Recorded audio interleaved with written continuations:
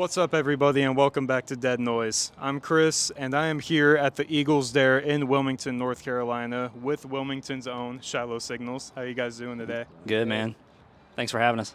Oh, this has been a long time coming. Yeah, it has. I think it's been since the last JimFest that we were talking about doing something, and every time you guys have played in or around the area, I've always had something else going on. Yeah, missed it by that much each time. Every time. But I'm glad we can finally do this, and I want to start by talking about the first single that you dropped this year, Bleed For Me. It might be my favorite Shallow Signals single from a musical perspective. It's very, like I said off camera, it's very Rain City Drive-ish. What was the intention with that single? Like, what was the overall meaning behind it, and what does it mean to you guys to have it out now? So I think it means a lot to us to have it out now, just because that's more the direction that we're going. I think we like to bring a little bit of heavy here and there, but mix it up. And I won't speak for Brandon, either, our vocalist. He's not here right now, but I think his intention with it was, it's about vices. It's about something like you give your all to, but it wouldn't do the same, back for you, whether that be a relationship or like a alcohol, drug, whatever. Different meaning to different people. But that song meant a good bit just because I think we were a little on the lighter side in the beginning, trying to figure out what our sound was. And when we put that one together, we were like, I think this is more of like what we want to do as a band going forward, and then maybe a little heavier with like the new one that we put out. But as far as putting it together, it's really kind of a team effort of what everybody feels. And then once we kind of come to the conclusion there, it's kind of like we take a step back a little bit and go, oh, it means that. Like after, it's kind of like a along the way process. I don't know. Our process, usually I'll come up with a riff or a demo or a song, and I'll bring it to the guys and I'll say, okay, how do you guys like this? And it's either like, oh yeah, we got to do this right now, let's get on it, or it's like kind of crickets. And it's like, okay, that one goes to the bass side. Yeah. But the writing process, we usually come up with a demo, we'll bring it there. Brandon and I will sit down and we'll kind of come up with like post-production, his vocals, what the song's going to be about. And then we come back and let Jason record. He'll put his bass parts over it. We do programming with MIDI drums right now. So like we go in and program the drums and get it how we want it in the final mix for what Justin would play live. And then it's pretty much like what you hear is what you would get live with us. So it's kind of how it works. I was really curious. I'm glad you mentioned the drum programming, because I'm really curious for you, Justin. Like, what's it like? Because I'm sure you have a hand in like knowing what to play and like constructing the songs, yeah. But like having to recreate them live. Like, have they ever thrown anything at you with the drum programming? They go like, guys, I can't do this. Yes. No, he usually, when he comes up with the demos, he'll throw a drum track over it, kind of like what he thinks I would like or like what I'll play. And then when we go to actually learn the song, I'll relearn the drums, write them out, and then we'll go back, pretty much delete whatever I wouldn't play, and then rewrite them. Pretty much. And Brandon's a drummer too, and he's really good with it, so he can pretty much watch a video of me and just recreate them on the MIDI, which is nice. That's really nice. It is really nice because it's a pain. But yeah, it usually works out. What was the biggest headache when it came to songwriting? Like, in those circumstances, was there a certain song or a certain section of a song that brought you the most trouble?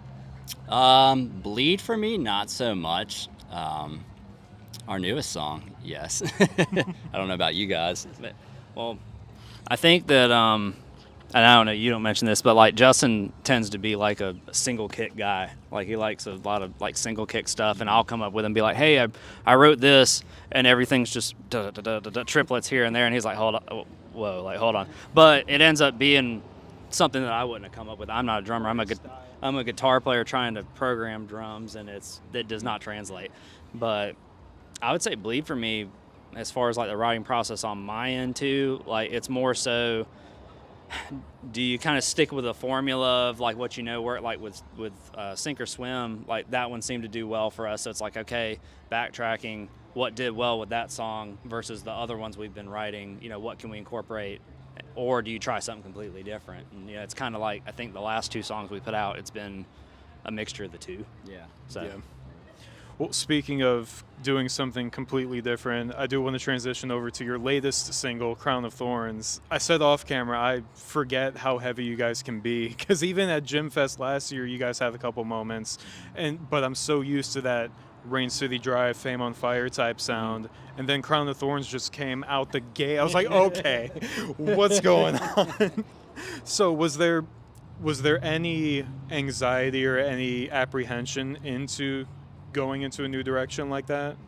I think it was more excitement, Yeah, really. Like we were pretty, yeah. I mean, we've done stuff that's softer for a little while, or a little more, I wouldn't say quite radio rock, but kind of a little more tame, and we'd have little sections, like you said, that are a little more heavy at times. But it was good to just have one that's just, pedal to the floor, kind of, something to hang out. Like I was saying off camera earlier, like we get asked to do like all the shows with like deathcore bands and like hardcore bands and stuff, and I'm like, do you know who?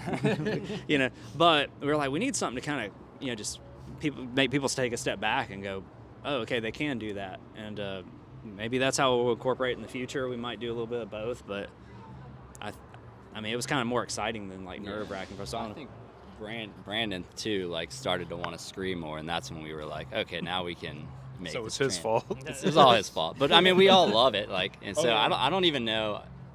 Evan wrote the part of the song, and we kind of just went to practice, and it just turned into like a hard song, like real fast. We were like, oh shit, all right, guess we're going this way.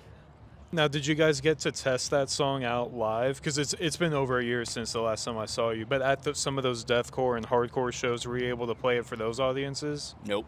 I think we write it like, it's been like it feels like a month. Yeah. So it's And, pretty new. So no, this will be the first show we played it. Wow. So we'll see how it goes. So to that point, then, what's the average turnaround from like writing and recording it to releasing a song? How long does he take? I mean, Good question. I think it varies like per song, because we'll have one like Bleed for Me. Like I'll write a couple of demos or a couple of almost full songs, and then bring them all there, and then whichever one grabs everybody's attention, we kind of gravitate towards that one. So we could have written Bleed for Me like several months ago. We called it, like, I think in the DAW it was called like Dayseeker-ish song or something like that. So then it developed into Bleed for Me. Then it did that, and while we're writing that one, I'm putting together Crown of Thorns at the time and stuff. So it can sit for a while, but I feel like it's whenever it kind of strikes Brandon and the other guys, like that's when we're taking off and working on it. But once we start working on something, probably I'd say probably about like a month and some change, maybe. Yeah. Like where we're doing post-production and we're happy with the final-ish product of the demo, and then we'll send it off, get mixed and mastered, and get it back. Well, that's probably the benefit to being an independent band. You can kind of pick and choose how long in advance to wait to release something. Because like for me, even with these interviews, I have to think about like how soon do I want to upload this after the fact. Right. It's probably a difficult. That's a big one. That's because we're always like, how long do we upload it to Spotify for, and how long do we promote it? And some people are like, oh, drop it now, like drop it 2 days, give it 2 days advance, and then when you look at it and you want to have time to push it, is it a month? Is it 3-4 weeks? Is it a week, 2 days now? Oh, here's a surprise single, like, but. I'm sure that even as an independent, any type of musician, they probably have to deal with that because, like you said, doing surprise singles, that's a difficult thing to do, especially for people in the independent scene. What was the shortest turnaround? Like, what was the fastest time frame that you released a single? Probably this one. You want to talk about? I think we were kind of this song came together. Crown of Thorns came together quick. I think it kind of surprised all of us. We the bones of it were kind of from something we used to play around on, and then we just kind of put it together one day. I think we maybe practiced it 3 or 4 times, and then started recording it, and the recording went smooth, and it just kind of, I don't think we were ready to release it in like a month or so, but it was ready to go. It was there. And are there? I'm sure the answer is yes, but are there? What's to come for the rest of 2025 for Shallow Signals? Is there more new music in the works? I know you said off camera, Crown of Thorns is kind of the direction that you want to go. What does the rest of the year look like for you guys? We just want to put out what we can. We already got 1 or 2 in the works that we need to finalize and then start recording on those. But I think we'll have a couple more out this year, hopefully. Yeah.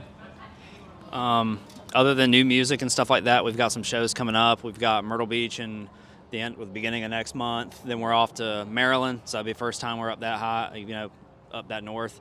We'll go back down to Winston-Salem, back here a couple times, and then we've got one at Georgia that we haven't announced yet at the end of the year with a couple of bands that are really, like the Georgia scene's really popping. Yeah. We really want to get there again.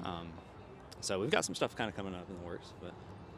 I forgot just how many shows you had coming up because I follow you guys on Instagram. I was like, oh, every time you guys post another flyer, I'm like, oh, they're going there. Yeah. They're going to Maryland. It's a couple in the works too that are in the beginning phases, but we'll hopefully in the next little bit we'll have it straightened out. Nice. Yeah. And how does it feel to kind of have a bit of a hometown show here at JimFest? I know. For people who don't know, it took a long time to get here because normally JimFest is in January and it's 2 days. Now it's 1 day in Wilmington, in Jacksonville, my hometown. So to finally be here at JimFest and to know that like it's actually going down, but to also have it in your guys' hometown, how excited are you guys to play tonight? It's good. I mean, we're playing. I think this is one of the earlier times we've played. Like really, ever the sun's out.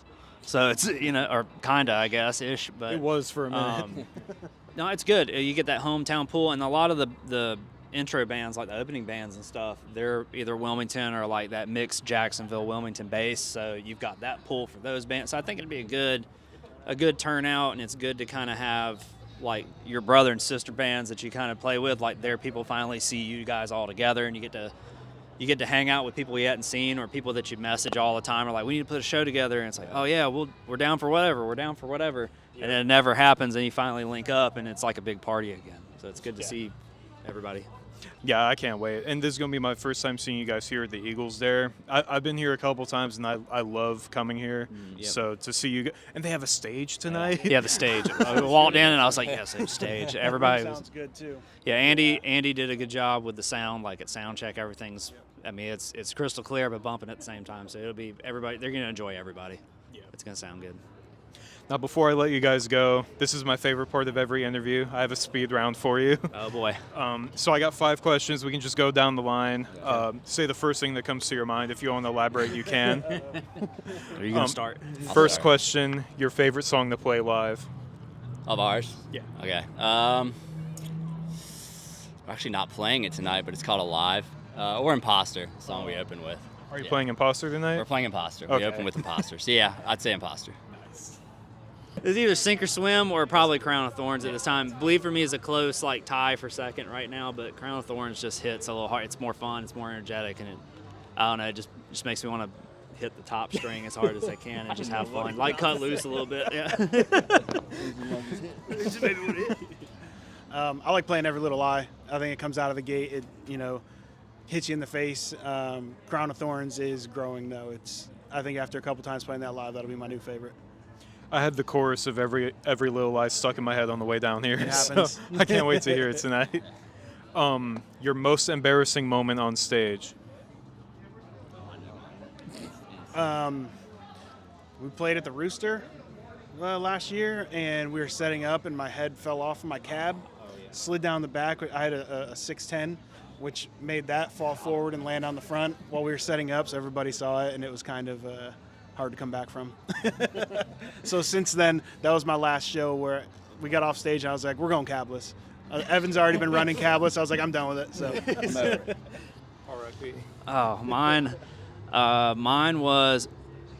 wasn't playing with Shallow, but it's like it might as well have happened like yesterday. I was playing at a place called Ziggy's that used to be down here. Oh. And I went to go, I was a lot younger, I went and put my foot on the monitor. And it's on YouTube, you can find it somewhere. But I'll find it. Younger Evan goes and puts his foot on the monitor, and I missed the monitor by that much, and it just looks like your foot goes soup like that, and I go forward, and I'm like on my toes trying to balance like on the stage. And I was like, I'm going to face dive in front of these like 30 people that are here, but like. So, what band was this in? It was a band called Arbor Vital. It was probably 10 years ago at this point, but. I'm going to make it my personal mission to find out. Yeah, go look at shout out Arbor Vital. Mine was in Raleigh. I had my in-ears somehow I was wearing a cutoff and I had them wrapped around like the shirt. So when I went to take off my shirt while we were playing, it ripped out my in-ears, and I had no in-ears for the last 2 songs. And I was just like, fuck. Especially being the drummer too. Yeah. That was probably nerve-wracking. Yep. I was like, well, that was I love It it. was embarrassing for internally. Your dream tour lineup. Dream tour lineup. Have to be a mix. Let's do like Under Oath, 4 Years Strong, Story So Far, and Balancing Composure. And then us. I like that. For like modern, probably I like Beartooth. Dayseeker would be one. Trying to think of more modern bands I'd like to get on with. Bill Murray. We would. Brandon would say I would love Bill Murray. Absolutely, absolutely. One more I'd probably think of. God, I'm gonna have so many bands that like. Yeah, Sleep Token. They're watching right now. Honestly, dream tour lineup. I want to get back, and it's a more local band. I want to get back with American Theory. Oh yeah, we love that. I'd play a world tour with them Them and anytime. And Sunbreak. Sunbreak. Yeah. Oh, Sunbreak. Yeah. So local and kind of big for me. I love that. Limp Bizkit all the way. He's Live, laugh, Limp Bizkit all the way. Loserville next year. That's a given. No, I actually on the way over here was listening to New Architects, and I think that's I think we could fit in with them. Yeah. I think that'd be a fun one. See, I never thought of that connection, but now that you said it, I'm like, how have I never thought of that? Yeah. That's like perfect. Your favorite thing to do outside of music? Oh boy. He plays in 2 bands. He's Yeah. always playing shit. Yeah, I was about to say, if assuming you guys have time Yeah. for stuff I outside play- of music. I play guitar in a old school hip hop band. It's fun. Yeah. Is it Limp Bizkit? No, unfortunately. Man, outside, I'm sure there's 100 things. I'll come back to it. go back to. I'm a chiropractor, so I actually like my job. I don't go in and punch a 9 to 5 and come home miserable. I actually love doing it, so I'd say going to work. Other than that, I don't know. Outside of the music, I feel like it kind of branches into like personal life at this point, because like I like going new places and meeting new people, and I feel like this has given us an opportunity to really hit that mark or check that off the bucket for me. Like, I think that's a big part of it too. Golf for sure. I would play not a have lot of guessed golf. that. Yeah, play a lot of golf. That's awesome. And the last question, this one's always my favorite one. The song you wrote that means the most to you? I feel like Keep Me in Mind, just because that was the song I auditioned with them for, and it was before I wrote the drums before I even met them, and we just showed up at our old practice space and sat down and ran through the song like 3 times, and it was like clicked, and yeah, that was a good moment. That was about 3 years ago. That was awesome. So yeah, probably Keep Me in Mind. I would say probably Bleed for me, just because it's like exciting new like direction now, and it has a good meaning behind it, and it kind of encompasses, it has all those elements of like what we want to do and what we want to sound like. So I feel like that one hits the mark for me a little bit more. I like Keep Me in Mind too. That was like the first one I really, when I met Evan, like first there was that and Every Little Lie, and I don't know, they're just fun to play, and it like reminds me of a couple years ago of just getting our feet wet and figuring things out.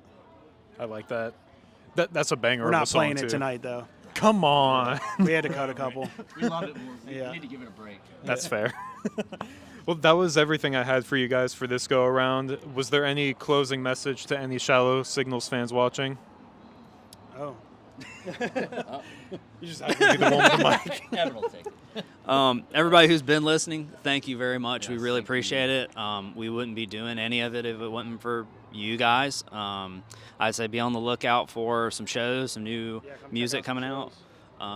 And come up and say hi to us. We have so many messages of like, I want to come say hi, but I don't know if you guys are busy or you're just come to say hi. We're We're super nice. we're pretty chill. We're all right.